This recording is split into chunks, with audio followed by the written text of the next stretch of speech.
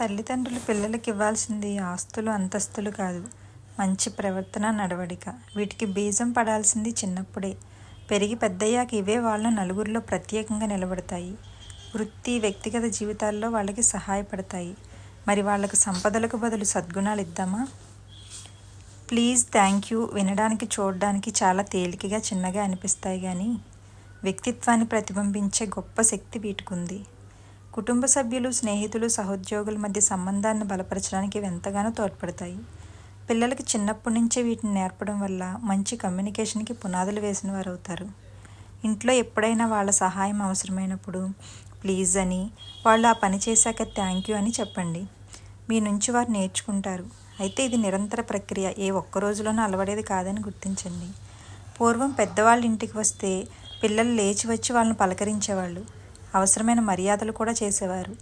కానీ ఇప్పటి పిల్లలు ఫోన్లకి, టీవీలకి అతుక్కుపోయి గదుల్లోనే మగ్గిపోతున్నారు.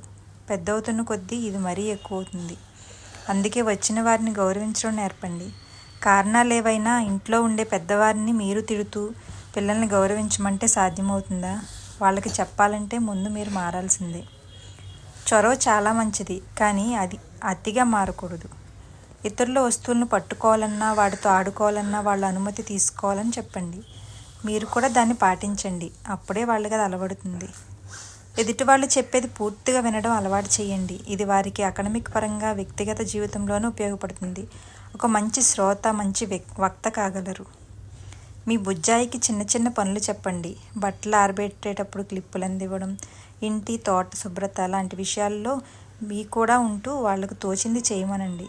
దీనివల్ల వాళ్ళలో సహాయం చేసే గుణం అలవాటవుతుంది.